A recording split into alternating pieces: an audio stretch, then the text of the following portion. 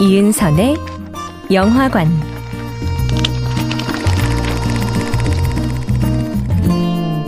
안녕하세요. 인생을 닮은 영화를 탐색하는 시간, 이은선의 영화관입니다.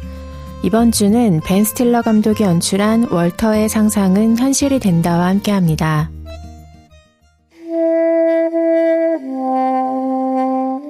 아침 출근 전 통장 잔고와 지출 목록을 꼼꼼하게 확인하는 40대 남자. 자신의 일에 하루하루 최선을 다하는 보통 사람. 주인공 월터 미티입니다. 생김새부터 성격까지 무난하다 못해 희박한 존재감. 수많은 사람들 속에서 그가 눈에 띌 가능성은 제로에 가깝습니다. 온라인 데이트 사이트에 가입해도 프로필에 소개글로 마땅히 적어 넣을 문구조차 없습니다. 오죽하면 이 사이트의 콜센터 직원마저 살면서 경험한 것이 대체 왜 이리 없냐며 되물을 정도죠. 월터의 일상은 언뜻 따분해 보이지만 다행히 그는 몽상가적 기질을 타고났습니다. 그의 상상 속에서는 매번 엄청난 모험이 펼쳐지죠. 불타는 건물에서 강아지를 구출해내거나 뉴욕 맨해튼 거리 한복판에서 슈퍼히어로 액션 영화에 버금가는 추격전의 주인공이 되는 일은 허다합니다. 그러나 다른 이들의 눈에 비친 월터는 그저 이따금 허공을 응시하는 남자일 뿐입니다. 사랑에 있어선 한층 더 쑥맥이 됩니다. 같은 회사에 다니는 회계부서 직원 셰릴에게 호감을 느끼지만 셰릴이 월터의 존재를 알고 있는지조차 확신하기 어렵죠. 월터의 일터인 라이프지는 아날로그 시대의 유물과도 같습니다. 곧 대대적인 온라인 사이트로 변화하는 라이프는 마지막 종이 잡지 인쇄를 앞두고 있는 시점이죠. 정리해고 전문가들이 들이닥치고 회사에는 구조조정의 칼바람이 붑니다. 월터는 16년간 라이프의 네거티브 필름 담당자로 성실히 일해왔습니다. 숀 오코넬을 비롯한 전설적인 사진 기자들의 사진은 월터의 손을 거쳐 매번 잡지의 표지를 장식했죠. 숀은 아날로그 필름만을 고집하고 휴대폰 없이 오직 전보만 활용하는 괴짜입니다. 그런 그가 월터에게 네거티브 필름 한 롤과 지갑을 선물로 보냅니다. 그간 자신과 함께 일해주어 고맙다는 메시지와 함께요. 숀은 잡지의 마지막 표지로 네거티브 필름의 25번 사진을 써달라고 당부합니다. 삶의 정수를 포착했다는 것이 그 이유입니다. 과연 어떤 사진일까요? 이은선의 영화관이었습니다.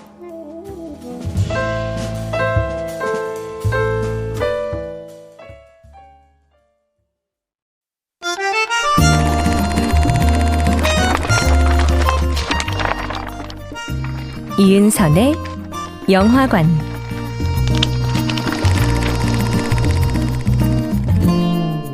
안녕하세요. 인생을 닮은 영화를 탐색하는 시간, 이은선의 영화관입니다. 이번 주는 벤 스틸러 감독이 연출한 월터의 상상은 현실이 된다와 함께합니다.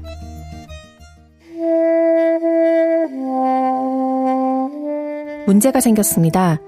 기분 좋게 필름을 확인하던 찰나 어찌된 일인지 숀이 보낸 필름에서 딱 하나, 25번 사진의 자리만 텅 비어 있습니다. 커버 인쇄까지 남은 시간은 2주 남짓. 매사에 늘 차분한 월터이지만 긴박한 상황 앞에서 그의 등에는 당장이라도 식은땀이 흐를 지경입니다. 가장 먼저 월터가 도움을 청하는 사람은 셰릴입니다. 회계부서에서 숀에게 발행한 수표를 추적하면 그가 있는 곳을 알 수 있을 거라는 생각에서입니다. 그 사이 월터와 사진부서 동료는 필름에서 숀의 행방을 찾을 단서를 발견합니다. 정체불명의 엄지손가락, 언뜻 보이는 거대한 선박에 새겨진 이름이 전부입니다. 그것이 그린란드에 등록된 선박임을 알게 된 순간 월터는 공항으로 달려갑니다. 해고되지 않으려면 어떻게든 숀을 찾아 사라진 25번 사진의 행방을 확인해야 합니다. 세상을 보고 수많은 위기를 넘어 벽 너머에 있는 것을 보고 더 가까이 다가가 서로를 알아가고 느끼는 것. 그것이 바로 인생의 목적이다. 라이프지의 모토는 이제 월터의 모험에 필요한 좌우명이 됩니다. 어머니와 여동생을 부양하느라 꼼꼼하게 지출 계획을 세우던 날들. 매일 똑같았던 출퇴근길의 루트에서 벗어날 때입니다. 이윽고 그린란드로, 다시 아이슬란드로, 아프가니스탄 히말라야의 중턱까지 월터의 여정은 이어집니다. 월터의 모험은 평소 같으면 온통 그의 상상에서나 펼쳐질 만한 것들입니다. 술에 잔뜩 취한 거구의 남자가 조종하는 헬리콥터에 올라타는가 하면 폭풍 후의 한복판에서 상어가 득실되는 북극해의 바닷물에 뛰어들어야 합니다. 처음 보는 아이들과 물물 교환을 통해 스케이트보드를 얻고 오직 그것 하나에만 의존해 광활한 아이슬란드의 도로를 내달립니다. 화산이 폭발해 화산재가 자동차를 온통 뒤덮은 지역도 지나야 하고 설원에서 눈표범을 추적하기도 합니다. 평범했던 소시민 월터, 모험을 거듭할수록 그는 어쩐지 점점 자유로워 보입니다. 이은선의 영화관이었습니다.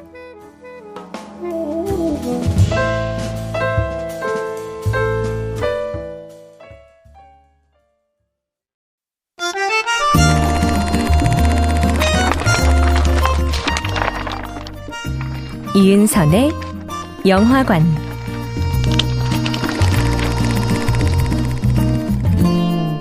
안녕하세요.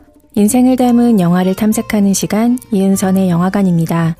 이번 주는 벤 스틸러 감독이 연출한 월터의 상상은 현실이 된다와 함께합니다.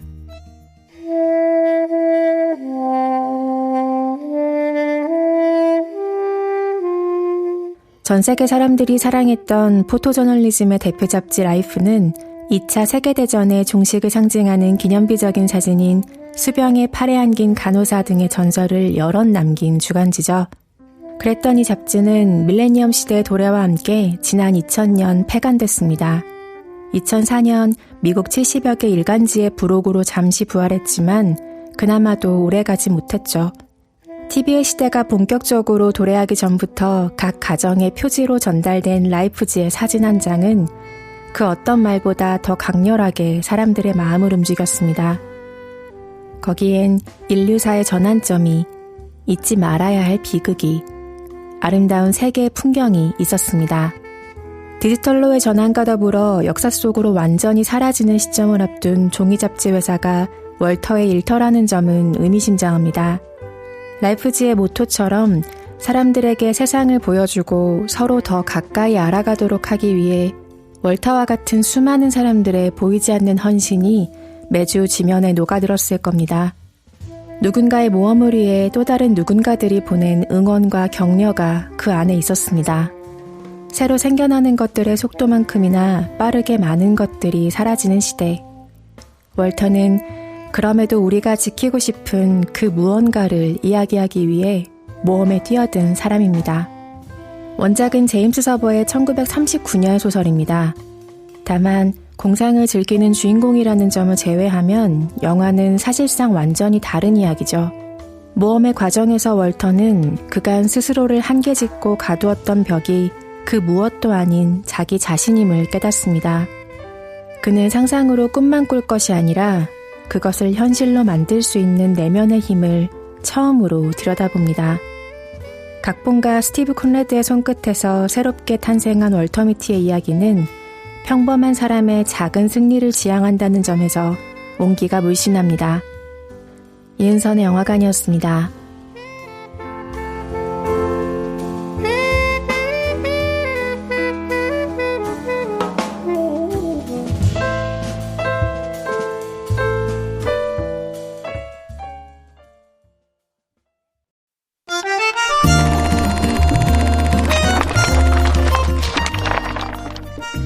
이은선의 영화관.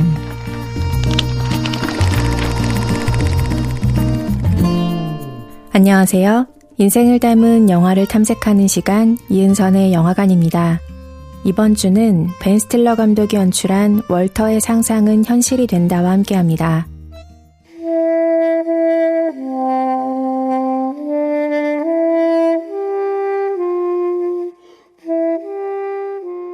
역시 영화에도 운명이 있는 걸까요? 거의 20년에 가까운 세월 동안 할리우드 내에서 이런저런 이유로 표류하던 이 영화의 기획은 벤 스틸러를 만나 현실이 됐습니다. 주연 배우로 거론되었다가 하차한 사람만 10수명일 정도입니다.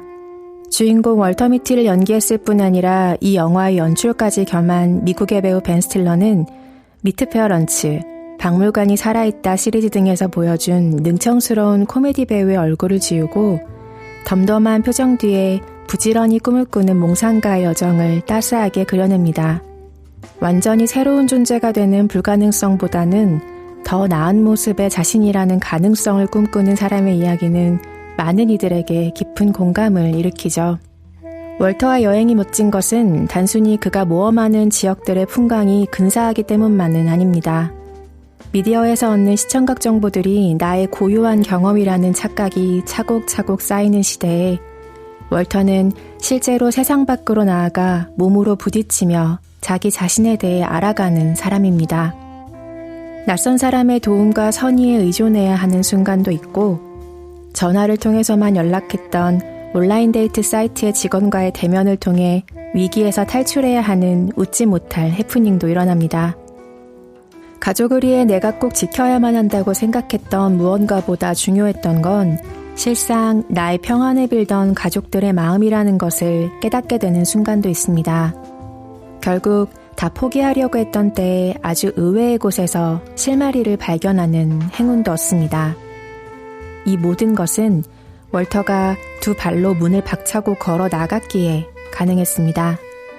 영화의 주제곡과 같은 데이빗 보위의 스페이스 오디티는 우주를 떠도는 톰 소령의 가사에 월터의 상황을 빗대어 울려 퍼집니다. 여기는 지상관제소, 톰 소령 응답하라. 카운트다운 시작, 엔진 가동, 점화 확인, 신의 가호가 있기를. 이은선의 영화관이었습니다.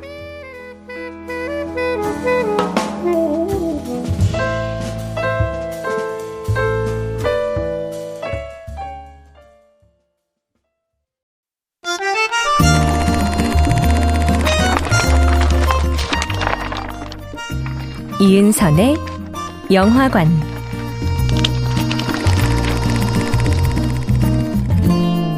안녕하세요. 인생을 닮은 영화를 탐색하는 시간 이은선의 영화관입니다. 이번 주는 벤 스틸러 감독이 연출한 월터의 상상은 현실이 된다와 함께합니다.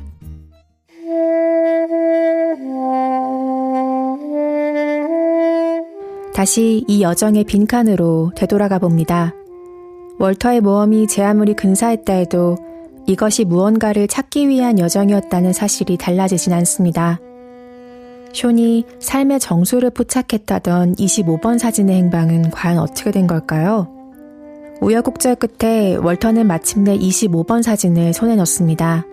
히말라야의 중턱에서 숀을 만나고도 끝내 포기할 수밖에 없었던 사진은 작은 봉투 안에 담긴 채 우연하고도 호련히 월터의 앞에 나타납니다. 세계를 떠돌았던 월터는 이제 거기에 무엇이 찍혀 있는지 궁금해하지도 않는 초연한 모습입니다. 사진은 찾았지만 월터의 정리해고는 이미 확정된 뒤이기도 하죠. 대신 이전과는 다른 용기를 탑재한 월터는 정리해고 전문가들이 모여 디지털 전환을 논의하는 회의실에 들어가 당당히 25번 사진을 내밉니다. 그리고 그간 라이프지를 위대하게 만들었던 사람들을 무시하는 처사였다며 정리해고의 유감을 표합니다. 존재감 없고 늘 조용했던 월터가 자기 방식대로 회사의 이별을 구하는 순간입니다. 비록 그는 해고자이지만 헌신을 바쳤던 회사에 끝까지 예의와 자존을 지킨 마지막 사람이 되기를 택한 것입니다. 지지부진했던 셔릴과의 관계는 다행히 조금 나아진 듯 보입니다. 그 사이 라이프지의 마지막 호도 무사히 발간됐습니다. 셰릴과 함께 길을 걷던 월터는 거리 가판대에서 그토록 찾아 헤맸던 25번 사진이 표지로 인쇄된 라이프지를 발견합니다. 그리고는 잠시 동안 말없이 그 사진을 들여다보죠. 25번 사진에 담긴 삶의 정수를 확인하는 순간 월터뿐 아니라 그것을 바라보고 있던 우리에게까지 벅찬 감흥이 밀려옵니다. 그건 보통의 하루를 성실히 살아가는 모두를 주인공으로 만드는 세상에서 가장 위대한 한 컷입니다. 새해엔 자신만의 모험을 시작하는 모두에게 작지만 빛나는 깨달음이 있기를 바랍니다. 이 영화가 우리의 용기가 된다면 좋겠습니다. 이은선의 영화관이었습니다.